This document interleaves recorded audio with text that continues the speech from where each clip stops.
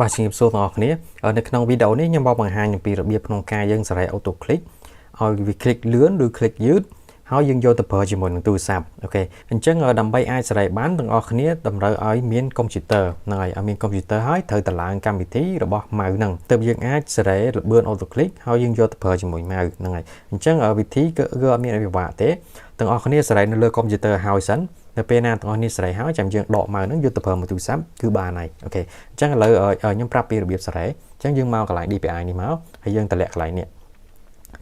យើងតម្លាក់កន្លែងហ្នឹងបដាយើងតេស្តបដាណាបើសិនយើងតម្លាក់មកអស់អាហ្នឹងមានន័យថាយើងคลิกម្ដងមកពីនាទីគឺបាន52 click នេះបើសិនយើងតម្លាក់អស់បើសិនយើងទាញឡើងតិចអាហ្នឹងគឺវាថយតាមហ្នឹងទៅវាបាន40 click ឬក៏30 click ឬក៏អីចឹងទៅនេះបើនៅពេលណាយើងតម្លើងបែបហ្នឹងអញ្ចឹងឥឡូវខ្ញុំតម្លាក់អស់ខ្ញុំចង់ដឹងថាវា click បានលឿនប្រហែលដងអូខេអញ្ចឹងខ្ញុំតម្លាក់អស់ហើយបន្ទាប់មកខ្ញុំចុចកន្លែង save នេះអញ្ចឹងពេលណាចុចកន្លែង save គឺនៅកន្លែងនេះវាគាំងបន្តិចសិនហើយបន្ទាប់មកបានវាបាត់នេះបានវាបាត់អាផ្ទាំងខៀវដិតមិញណាអូខេអញ្ចឹងពេលណាយើងសេរីហើយគឺយើងអាចដកម៉ៅហ្នឹងយកទៅប្រើជាមួយនឹងទូរស័ព្ទយើងបានហើយអូខេអញ្ចឹងឥឡូវខ្ញុំដកម៉ៅហ្នឹងនេះខ្ញុំដកម៉ៅហ្នឹងអញ្ចឹងនៅពេលណាយើងដកម៉ៅហ្នឹងពឹបកម្មវិធីក៏វាបាត់តាមហ្នឹងដែរអូខេអញ្ចឹងឥឡូវខ្ញុំមកដោតចូលទូរស័ព្ទខ្ញុំអូខេនេះអញ្ចឹងដោតចូលទូរស័ព្ទខ្ញុំម៉ៅគឺដែរហើយនេះលោតម៉ៅមកហើយអញ្ចឹងឥឡូវយើងមកតេស្ត auto click នៅលើទូរស័ព្ទម្ដងហ្នឹងហើយតោះ1 2 3អូខេនេះត្រូវហើយអញ្ចឹងមក click បានត្រឹមតែ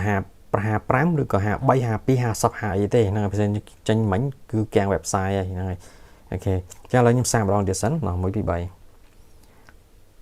ខេនេះវានិយាយទៅវាអាចលើ100ទេនេះបើសិនជាលើ100អាហ្នឹងទូរស័ព្ទយើងវា slow វាអីចឹងទៅជាមួយនឹង website ហ្នឹងអូខេអញ្ចឹងខ្ញុំសាកម្ដងទៀតសិនអូខេនេះ website ហ្នឹងវា slow ហើយទូរស័ព្ទយើងវា slow ចឹងទៅវាអាចនឹងលើស50ប៉ុន្តែជារួម auto click មកនេះគឺបាន55 click ក្នុងមួយវិនាទីនេះអញ្ចឹងគឺវាលឿនមែនតើសម្រាប់អ្នកដែលយកទៅលេងហ្គេម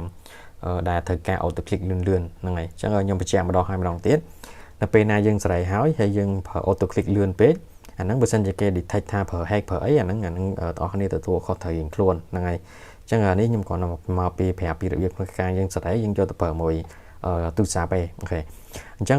សរុបមកវិញ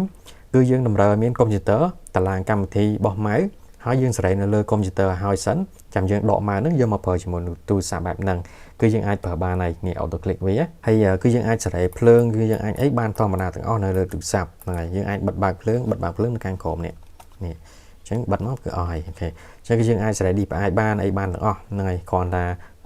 យើងអត់អាចសេរី auto click បាននៅលើទូរស័ព្ទដោយសារទូរស័ព្ទវាអត់មានកម្មវិធីរបស់ម៉ៅទេអញ្ចឹងតម្រូវឲ្យទាំងអស់គ្នាត្រូវមានកុំព្យូទ័រមួយសិន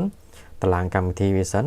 សេរីហើយអស់ចាំយើងដកមកប្រើជាមួយនឹងទូរស័ព្ទបែបហ្នឹងគឺយើងអាចប្រើបានហើយអូខេអញ្ចឹងបើសិនជាទាំងអស់គ្នាត្រូវការម៉ៅនេះអាចឆាតចូល TikTok ហើយនឹង Telegram ខាងលើនេះបានខ្ញុំមានពីរពណ៌សនិងពណ៌ខ្មៅអូខេនេះគឺស្អាតមែនតើពណ៌សដូចលក្ខណៈរឿង transformer អញ្ចឹងពេលគ្នាយើងទិញទៅគឺខ្ញុំមានថែមកម្រាលមកឲ្យមួយទាំងអស់អូខេហើយតម្លៃវាតែ13រៀលទេនេះរូបរាងវាគឺបែបហ្នឹងគឺស្អាតមែនតើអូខេអញ្ចឹងសម្រាប់អ្នកដែលចូលចិត្តម៉ៅ gaming ហើយចូលចិត្តលេងភ្លើងត្រូវហ្មងអាម៉ៅនេះគឺភ្លើងច្រើនមែនតើអូខេអរគុណច្រើនដល់អ្នកគ្នាជំរាបលា